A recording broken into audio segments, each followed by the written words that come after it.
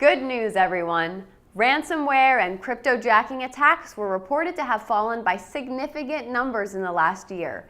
Clearly the fruits of our cybersecurity labors, right? Well, maybe hold off on that pizza party for a bit. The drop in attacks is actually more likely due to the economic crash for cryptocurrency. Hooray, I guess. In fact, credit card theft is back on top due to the sheer efficiency of stealing huge batches of them and selling them for around $45 a card. In some cases, single attacks netted over 17 million. Well, if we learned anything from how ransomware slowed down, there's nothing to do now but kick our feet up and hope for a total economic collapse. More on this and other cybersecurity news right now on the Daily SOC. And 5, 4, 3. There aren't many places that are safe from the wrath of hackers, but oddly enough, the high seas might be the least safe. According to researchers, capsizing a ship as large as a shipping freighter may not only be possible, but actually extremely easy. And yes, you heard me right, I said capsizing, as in sinking.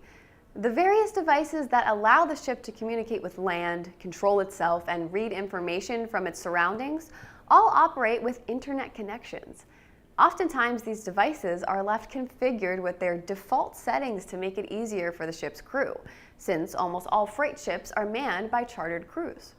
While this is certainly scary, it also opens up the possibility for really realistic games of Battleship.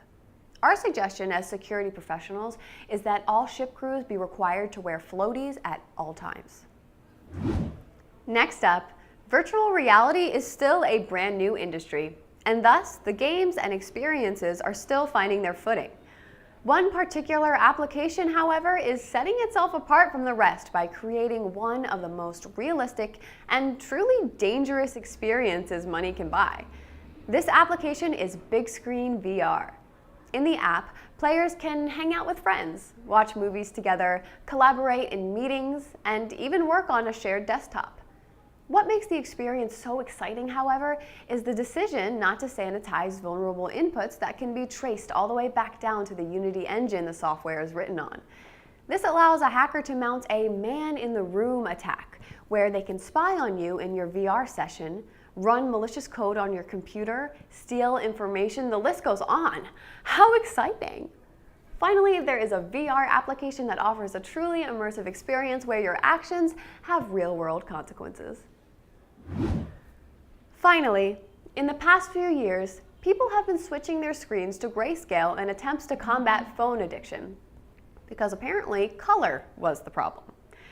The science behind it suggests that vivid colors play an active role in why phone usage is so high. We at the Daily SOC wonder how this theory and technology might apply in other addicting aspects of life. Imagine if casinos were in grayscale instead of just their patrons. If McDonald's, instead of red and yellow, was gray and darker gray, would you really want that Big Mac?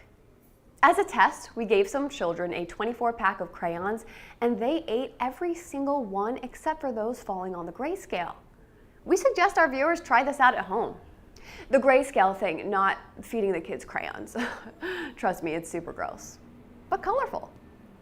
As a reminder, if you would like to send us a letter, please address it to fanmail@tag-cyber.com. Signing off, I am Laura Finelli, and this has been the Daily SOC.